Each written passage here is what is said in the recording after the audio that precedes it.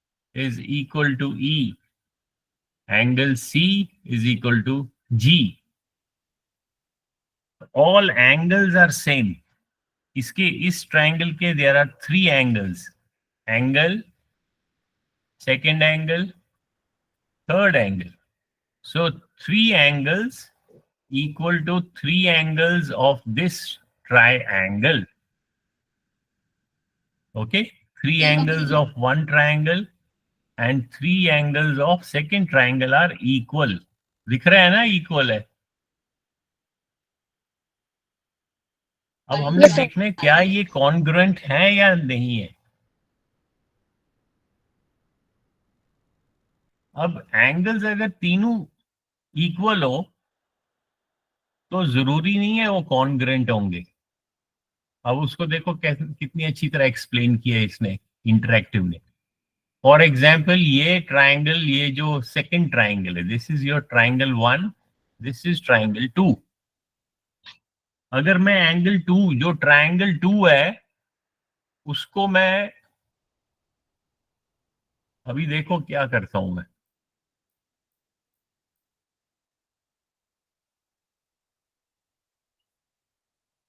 अभी एंगल्स देखो चेंज हो गए या सेम है. कहाँ चेंज Sir, हो गए, change. एंगल्स तो सेम है, सिर्फ साइज चेंज कर दिया. साइज मींस जो साइड है, जो ये ट्राइंगल है सेकंड ट्राइंगल, इसका जो लेंथ, साइड्स का लेंथ है, वो मैंने छोटा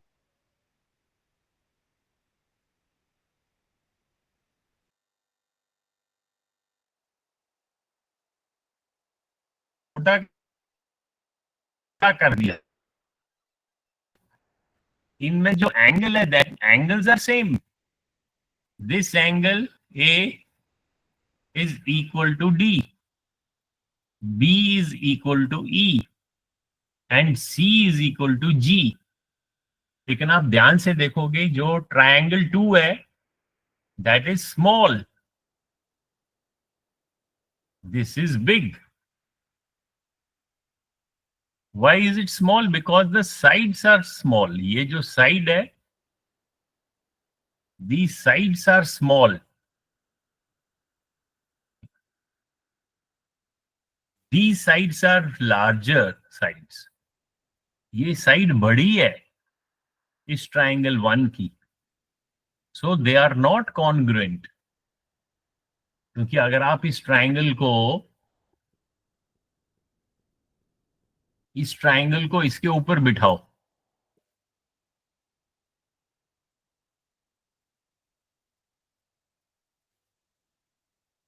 ये छोटा भी हो सकता है, बड़ा भी हो सकता है.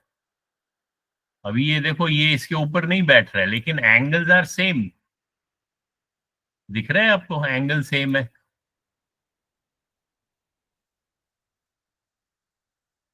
दिख Yes, sir. दैट मीन्स अगर if 3 angles of one triangle are equal to 3 angles of second triangle,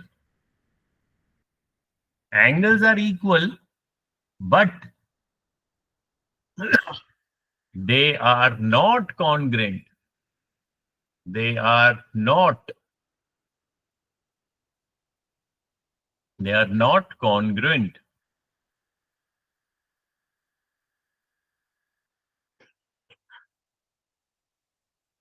ऐसा क्यों है? क्योंकि इनका शेप जो है, शेप तो सेम है. शेप हमें एंगल से मिलता है. शेप जो है वो सेम है, लेकिन जो साइज है वो सेम नहीं है, इसलिए वो एक दूसरे के ऊपर नहीं बैठ सकते. सो दैट मीन्स कि ये जो कंडीशन है,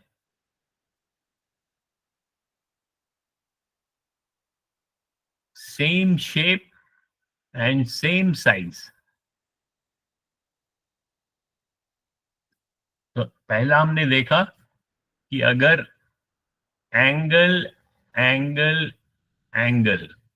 is equal to angle of second triangle. This is triangle 1. This is triangle 2.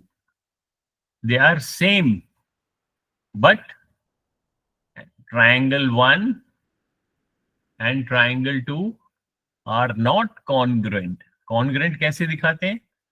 Equal का साइन और थर्ड लाइन ऊपर ऐसे टेढ़ी. ये जो साइन है, ये किसका साइन है? कॉन्ग्रुएंसी का, कॉन्ग्रुएंट. तो ये जो कंडीशन है, कौन सी कंडीशन?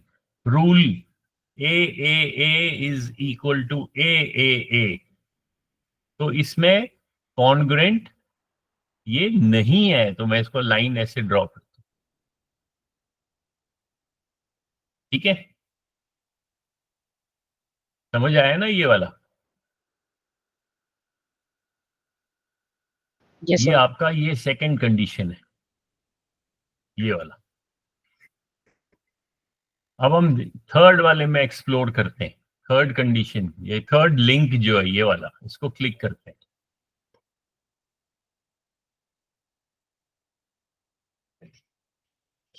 इसमें देखते हैं क्या हो.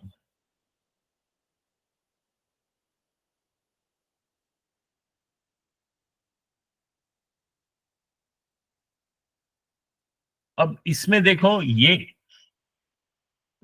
ये this is triangle 1 and this is triangle 2. इसके sides, only the sides are given, लेकिन साइड्स आर इक्वल. ये साइड इसके बराबर है क्योंकि यहां दिया हुआ है 2.96, ये भी 2.96 है. 4.79, 4.79, 4.66, 4.66.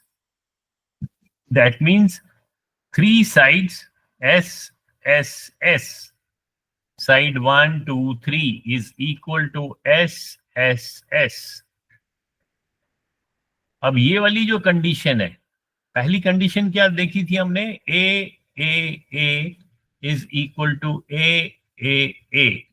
उसमें हमने देखा कि वो कॉन्ग्रुएंट नहीं होता है. लेकिन second condition SSS equal to SSS, S means side. फिर हम देखते हैं क्या ये कॉन्ग्रुएंट बनता है. अब देखो, अगर मैं इस ये जो 3 साइड्स है इसका ट्रायंगल बनाता हूं. इस साइड को मैं पिक करता हूं,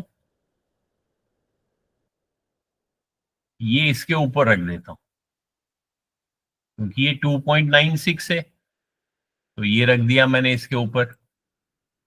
ये 4.66 है, तो ये मैं इसको 4.66 रख दिया इसके ऊपर. ये 4.79 है,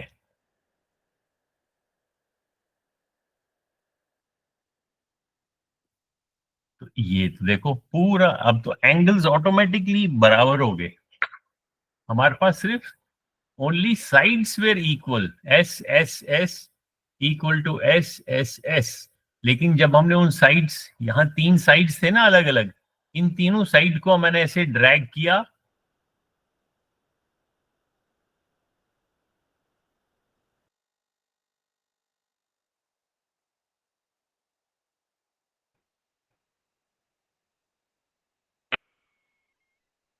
अगर ये कंडीशन आपको दी होगी, then you can say yes, triangle 1 and triangle 2, they are congruent.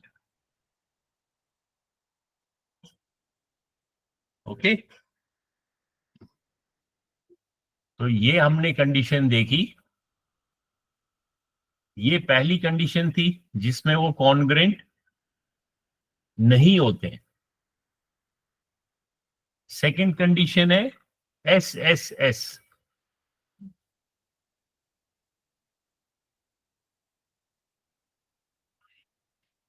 Condition क्या है? SSS equal to SSS. और उसमें हमने देखा यस, यहां पे तो नो था, they are not congruent, no. इसमें कंडीशन है yes, triangle 1 is congruent to triangle 2।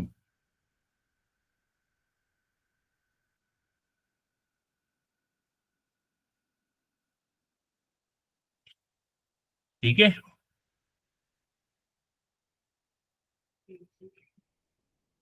अब हम फिर से एक और ये देखते हैं, ये वाला लिंक।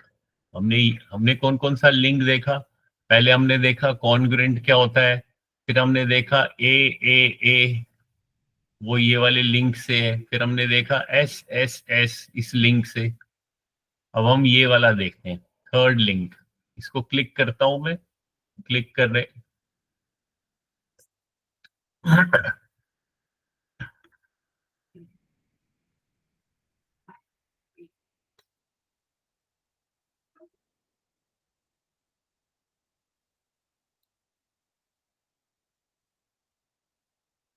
अब देखो ये जो ट्राइंगल है, इस ट्राइंगल में देयर आर 3 एंगल्स।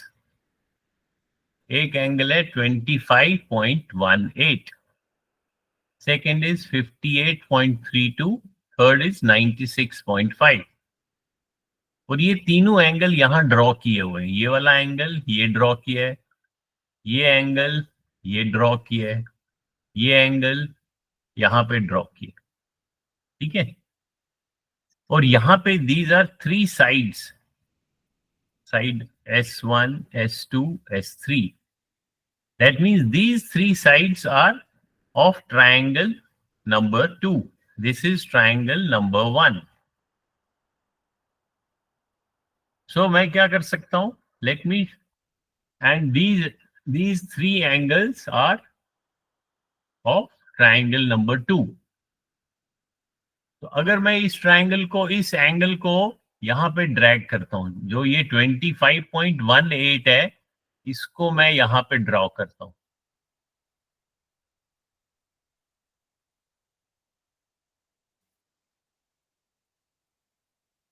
यानी कि एक एंगल दूसरे एंगल के बराबर है।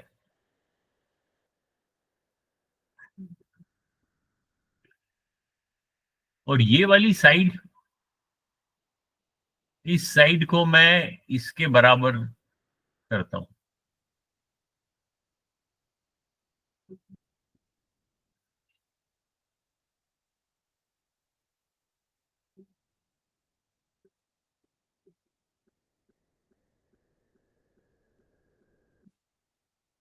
ये वाली साइड इसके बराबर करता हूं।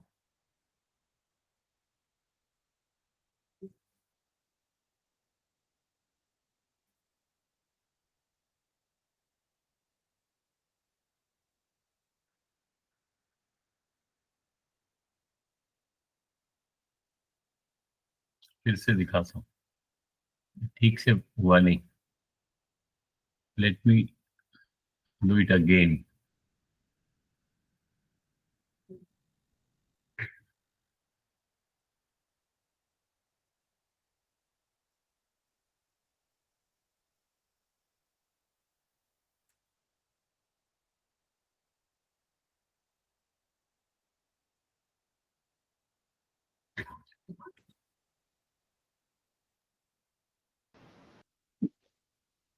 ये साइड यस सर, पहले, आप दिख रहा है।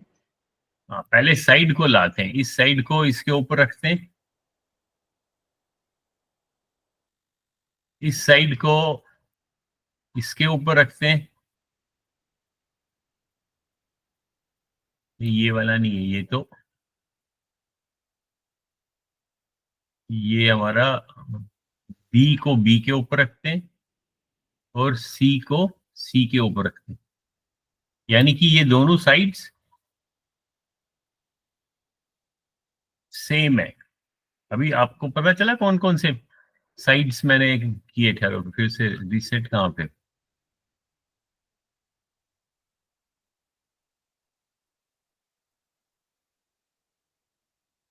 वेट,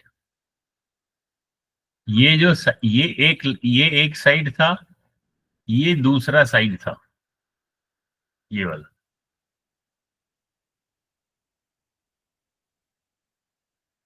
ये आपका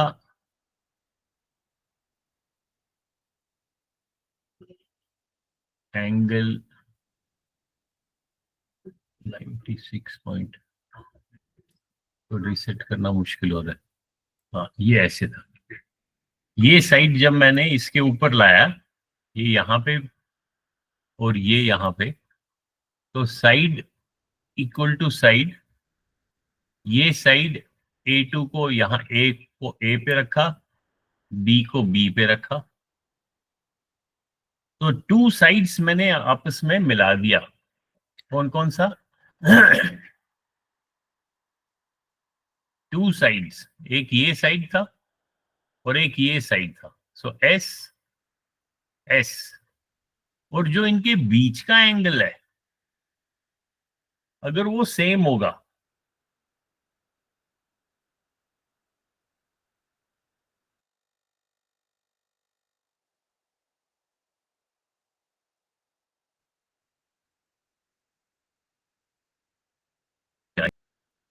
तो ये कॉन्ग्रुएंट बन जाते। यानी कि अगर मेरे पास two sides of one triangle, यहां मैं लिखता हूं ट्राइंगल 1, यहां लिखता हूं triangle 2, two sides of one triangle and two sides of another triangle are equal, and जो इन दो साइड के बीच का एंगल है, बीच का, वो एंगल भी इक्वल हो, तो इस कंडीशन को क्या बोलते हैं? S A S. S A S. अगर if S A S equal to SAS, then triangle 1 and triangle 2 are congruent.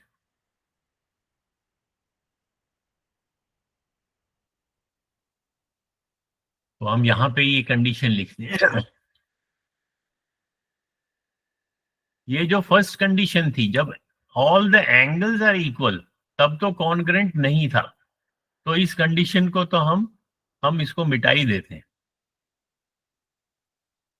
ये कंडीशन तो करेक्ट है। कंडीशन क्या है? S S S equal to S S S. Second condition क्या है? S A S.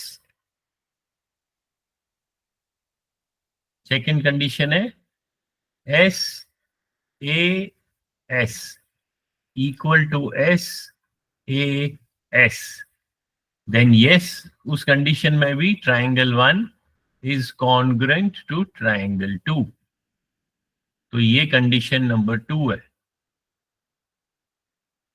अब हम कंडीशंस को ही ठीक से लिखते हैं। यहाँ इसको मिटा देता हूं।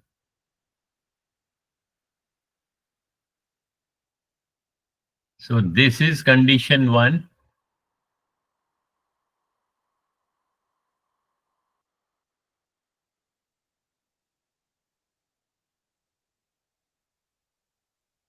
ये कंडीशन 1 है।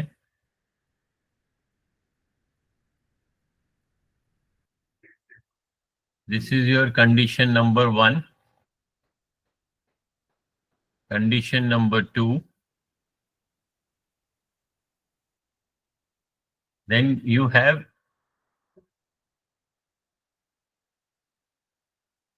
a two angles and corresponding side, two angles and corresponding side. If they are equal, then triangle 1 is congruent to triangle 2. तो ये भी है कंडीशन।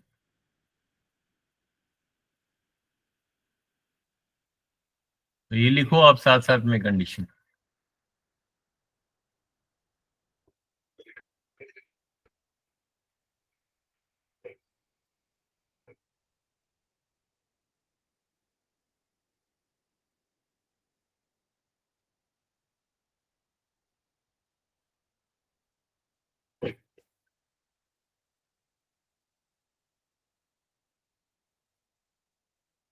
Congruent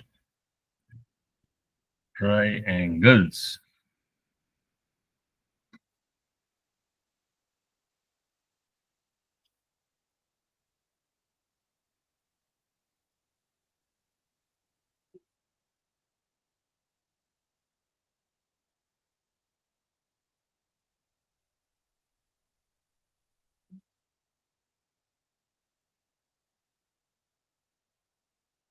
ये वाला वीडियो ट्राई करता हूँ, ठहरो मैं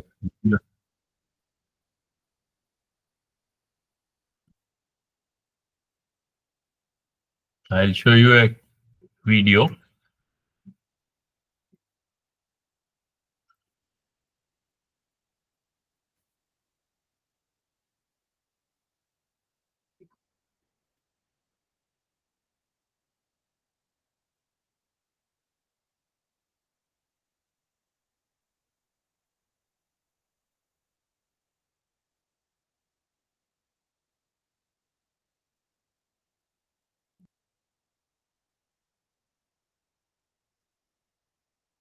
हम पहले एक ही बारी लिख लेते हैं सारे, बाद में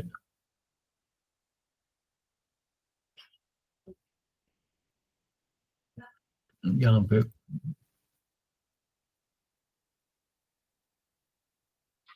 वेट, मैं वो बोर्ड खोलता हूँ।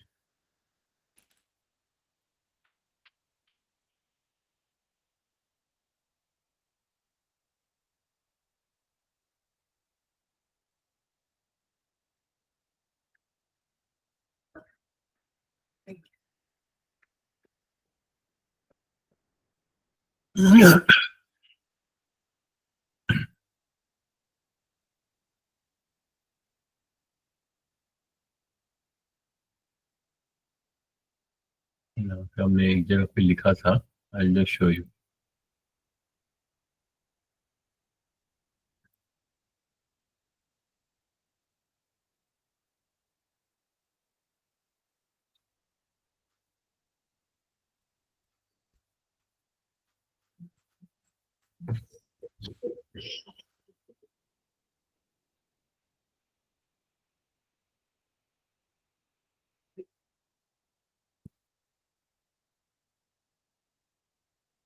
Two angles included side and two corresponding side angle. अच्छा, तो हम यहाँ पे आप लोगों के लिए मैं इसको अलग से लिख लेता हूँ, इसी बोर्ड पे लिखता हूँ।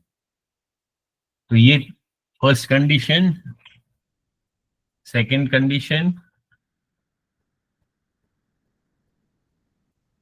ASA का क्या मतलब है? दो एंगल्स और बीच वाली साइड, दो एंगल्स और बीच वाली साइड। फिर कंडीशन नंबर 4 दिख रहा है ना?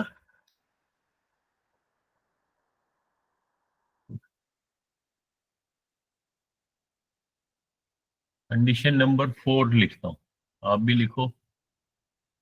ठीक है। कंडीशन नंबर 4 क्या है? ओ,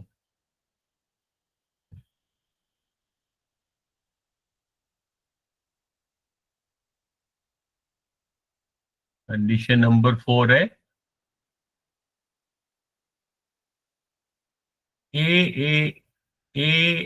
AS equal to AS, then triangle 1 is congruent to triangle 2।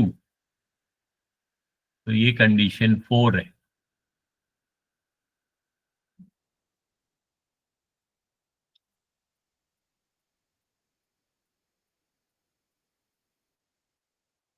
First condition हमने देखी थी SSS,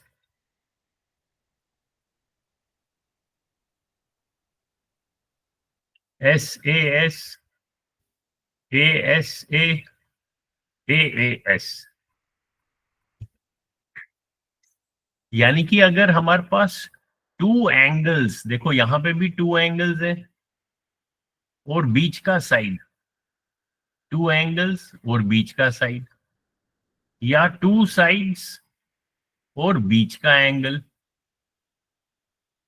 या टू एंगल्स और कॉरस्पॉन्डिंग साइड।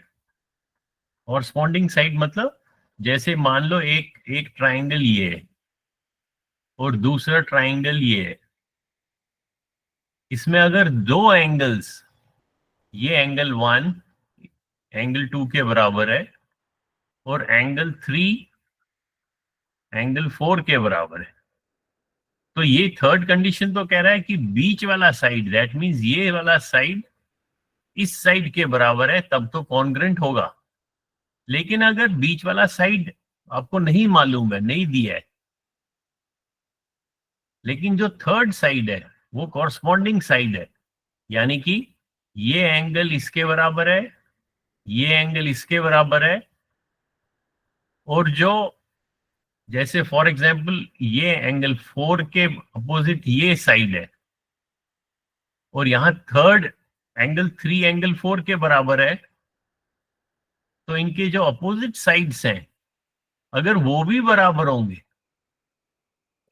तो ये कंडीशन क्या बनेगी, ए ए ए ए एस एस।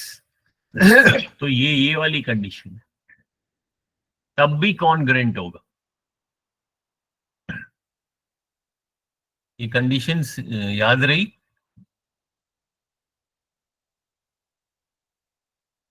फिर से दिखाऊं, यहां पे फिर से लिख लेते हैं हम, उसे याद कैसे रखना है।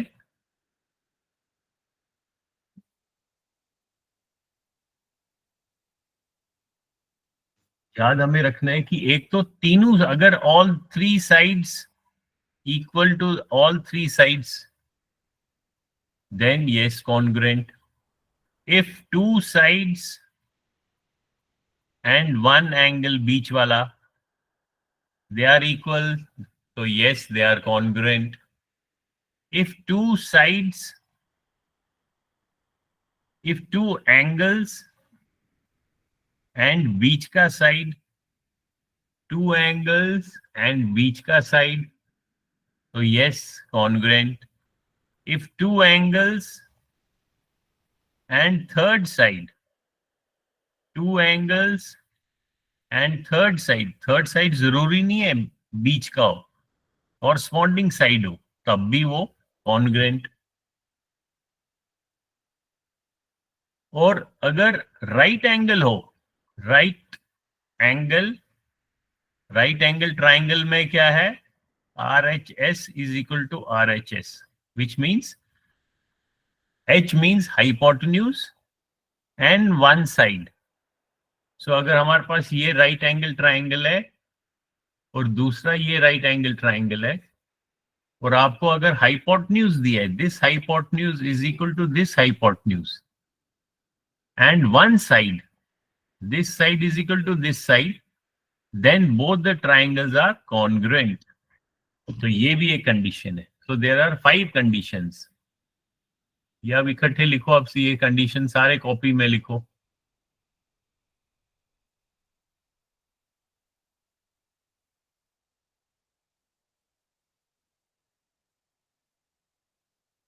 लिखो इनको कॉपी में, conditions for congruent triangles.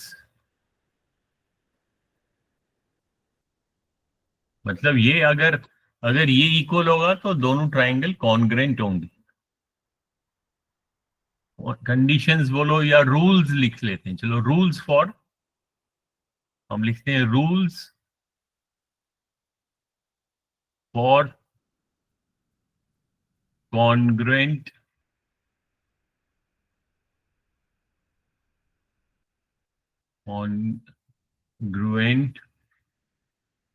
triangles।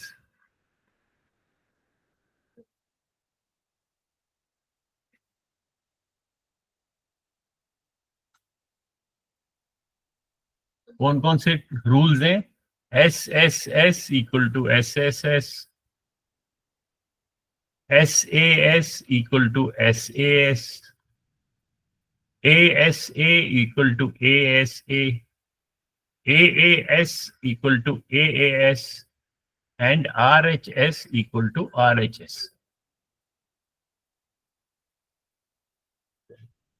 लिखा कॉपी में? Yes sir. सभी लिखो कॉपी में।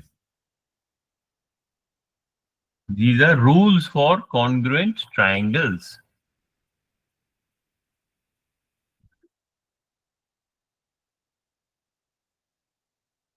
तो आपको अगर कोई भी कंडीशन दिया हो, तो आप अगर कोई भी कंडीशन दिया, आप कह सकते हो हाँ ट्राइंगल्स आर कॉन्ग्रुएंट।